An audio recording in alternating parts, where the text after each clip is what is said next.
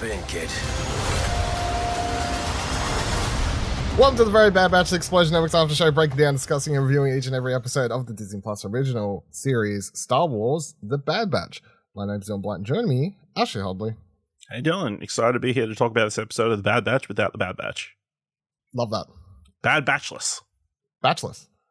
Very Batchless. Welcome to the Very Batchless. Welcome to the Very Batchless Explosion Works after show, breaking down, discussing, reviewing each episode of Disney Plus original Star Wars series Star Wars: The Batchless. This week's episode the 3, Book of Crosshair. That's what's called. The Book of Crosshair. Yeah, imagine if they called it that. This week's episode was called The Solitary Clone, directed by Saul, Ruiz, written by Jennifer Corbett. Synopsis was: clones battle against a Separatist holdout. Kind of a boring synopsis, as they always are. All in all, this episode really was about Crosshair teaming up with Cody to take a Separatist holding. There's about every droid, I think, and nearly every droid that you see in the freaking Clone Wars shows up in this episode at some stage. As you mentioned, there is none of the Bad Batch. Ash, following on from last week's episode, last week's double episode, I guess. Last week's double episode where we're both in agreement, meh. Fine. What do you think of this week's episode? I enjoyed this week's episode. I thought, obviously, completely removed themselves to the Bad Batch. Focus on like a very solo Crosshair story. Obviously, finally getting to see where he's at after the season finale and he was left on that planet for 32 cycles, sitting on that platform. This interesting solo episode. Obviously, I assume as a fan of the Clone Wars, you got a pop from seeing Cody show up. Cody's also in the movies. Cody's like the main one that Obi-Wan always talks to. Oh, okay. That's who yeah. Yeah. So, to see this episode focused entirely on seeing the Empire side of things. I can't remember in the first season if there was much like solely focused on the Empire doing Empire shit. Well, I mean, the first couple of episodes until like our group goes rogue, I guess. Well, I think they go rogue in like the first step. Well, it was like a double episode premiere, I think, off the top there, or 3-episode premiere, I want to say. Yeah. And by the end of that, they'd already gone rogue. But yeah, to see them kind of again, like last week, obviously we talked about Count Dooku's castle and them like raiding it for supplies and money and treasures and that kind of stuff. And now you're seeing them having to deal with different rebel uprisings. This one from obviously the Separatists they've been fighting against the entire time. But I think it starts an interesting road, especially with obviously by the end of the episode, Cody abandons the Empire. I feel like we're going to see over this season the slow realization by the clones that they're the bad guys now. Like obviously during the Clone Wars, they're the heroes. They're fighting against the Separatists. They're fighting with the Jedi. And now they're all kind of realizing the direction the Empire's going, which I think is going to be interesting. It could potentially be an interesting direction if they do it correctly. Yeah.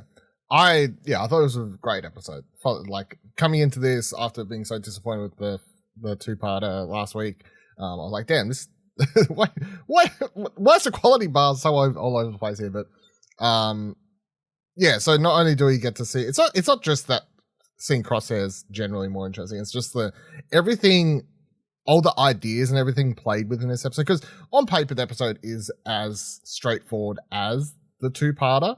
It's a very similar sort of structured thing of infiltrate. Yeah, exactly. So it's very similar in that regard. However, thematically, what's happening in the background here and the ideas that are played with between Crosshair and Cody, and like sort of the clones awakening or whatever, like their choices and stuff. It just makes this episode so much more interesting than that of last week's two-parter. Because, not only do you have Cody, I love like the duality of it where you have like Cody obviously at the start of the episode, he's sort of been, he's not put in charge of his regular group because there's a little bit of doubt because he was a failure on his last mission. Crosshair isn't. Yeah, he's not put in charge. Cody's put in charge of the thing. Whereas by the end of the episode, you do have him put in charge again because Cody's the one who's gone AWOL. Because Crosshair's the one who pulls the trigger at the end of the episode. Yeah, like kills the Separatist after Cody does the right thing. Yeah. Even though Cody tried to kill Was Obi-Wan. the Separatist person someone known? No, or not was that. it a Not that character? no. I don't think it really matters. I mean, No. I like this idea of playing around. It was with Count this. Dooku's son. Yeah, it was Count Dooku's fucking sons, daughters, cousins, brothers, mother. I like the idea of all the stuff they've been doing, playing around with the separatists though, because it is like an interesting thing where you have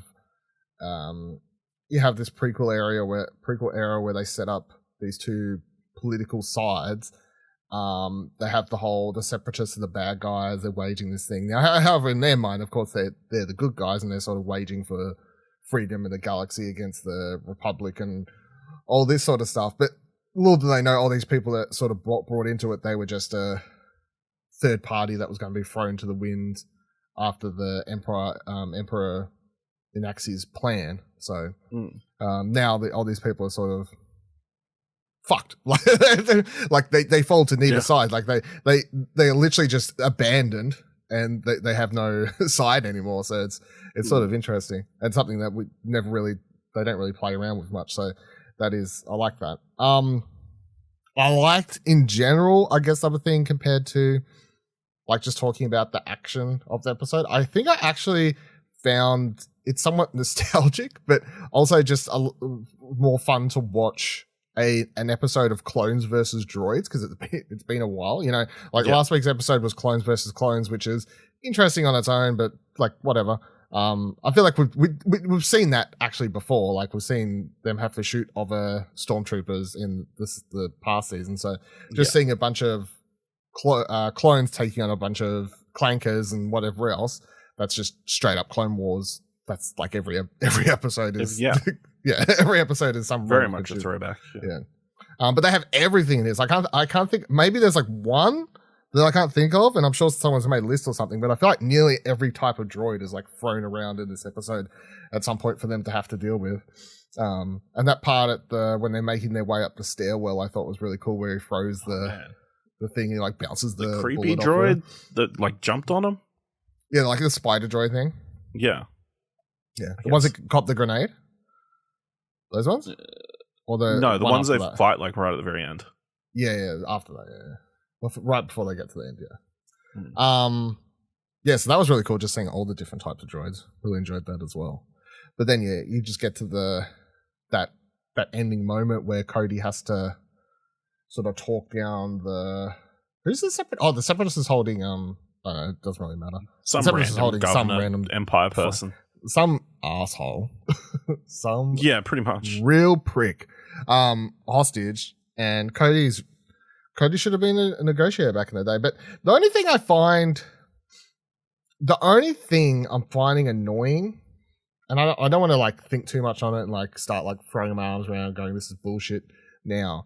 But it's just like, you have Order 66. You imply that it's a chip. Well, no, they don't play. They straight up say it's a chip that was in the clones' heads from the moment they manufactured. Order 66 activates the chip in their brains, which causes them to comply with this mission and not really think logically. Like, and that's why they shoot their friends and like the Jedi and like switch on a needle. Now I'm being led down this road of, well, someone like Cody who doesn't have his chip removed, like he still has his chip, and turned and shot the Jedi and everything, has slowly come around. Like, and I can buy into the whole, and I'm down for the whole. I guess it's the Blade Runner storyline of, are they human or whatever? It's sort of same sort of idea. Are the clones like real people or whatever else? They got free will and stuff. But there is like an element of me that's like, but he's still got the chip, and you spent so much of the Clone Wars like saying, if you have the chip, you're fucked. If you remove the chip, you can get free will back. Like, and all this. That's I don't know if you have any thoughts on. No, I think it's interesting because obviously we know Crosshair's removed his chip, yet he still believes, Yeah, but that's what makes him interesting, because it also then shows the other side, which is you don't just remove the chip and suddenly become a good guy. Removing the chip just gives you like free will, and you can still choose to join the bad guys. Yeah, I feel like there is an element of brainwashing involved with the chip, or like of Order 66, because you do get that moment of Cody like saying the line that Crosshair said pretty much every single episode last week. Good It was soldiers like, follow orders. good clones follow orders, yeah. Or maybe that's just been something that's been ingrained in them I think that's so an much. ingrained thing. Just a general saying. So I don't know, but I think it is interesting that like the clones slowly turning or deserting the Empire, because obviously the clones eventually, of course, they all die out. We assumed, but they could just be that they all like couldn't deal with the trauma of Order 66, and kind of all went their own separate ways. In the history books, they've said that like the reason they sort of rotate out the clones is because they stopped making them because it's too expensive. That's that's the thing. The Empire has to cut costs, then they get rid of the currently active ones because they find that the real troopers or whatever are better soldiers. To which I'm like, I've seen them shoot. Hey, I'm not. It's not. Like, the fuck? So, but yeah. They're better. They don't ask questions. That's what they really meant. Apparently, it is weird when you think about it to imply that they get rid of the clones and keep real people because they could brainwash real people to buy into the Empire's ideologies easier than a bunch of clones and get them to follow orders easier. I believe it. So that's I've seen in America in the last decade. Yeah, that's one interesting thing. This episode in whole though, I guess, sort of calmed me down after last week's. Where, and look, it wasn't like I was like, I'm never watching the show again. I was just like, that was so fucking. I was so disappointed coming into that, and then watching this, I was like, all right, yeah. This is a cool story. Yeah, this is a cool story. I'm back. Cool action. But yeah, cool action. Crosshair taking everybody out with like the mirrors, freaking. That's what I mean. The mirror shot with the one bullet thing. Like that's.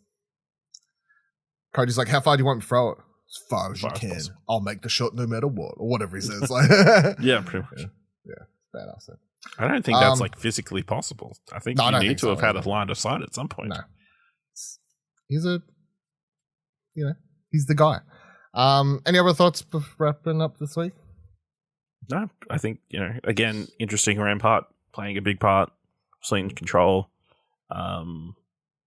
Yeah, it'll be interesting to see if we see Cody show up again in the season, or whether there's some sort of clone rebellion. Yeah, no, because Cody's not one of the clones who shows up. Cody is not one of the clones. Cody is not seen in Rebels. Cody is, as far as I was aware, Cody dead. So I'm willing to play along with this thing, but yeah. All right, that'll do it for this week's episode. Thank you for joining us for another episode of The Very Bad Batch. Of course, subscribe to Holocron Entries for all of our great Star Wars content. Follow us on Twitters by heading to explosionnetwork.com/Twitter. Join our Discord, explosionnetwork.com/Discord. And if you've liked this episode and want to tell us, head on over to explosionnetwork.com/support to donate as little as $1. And until next week. Man, my life's so sweet, I feel like Cody. I wake up, rinse my mouth with fucking codeine. 30 bottles, yeah, the bill is on me. Been living fast, now I can't take it slowly.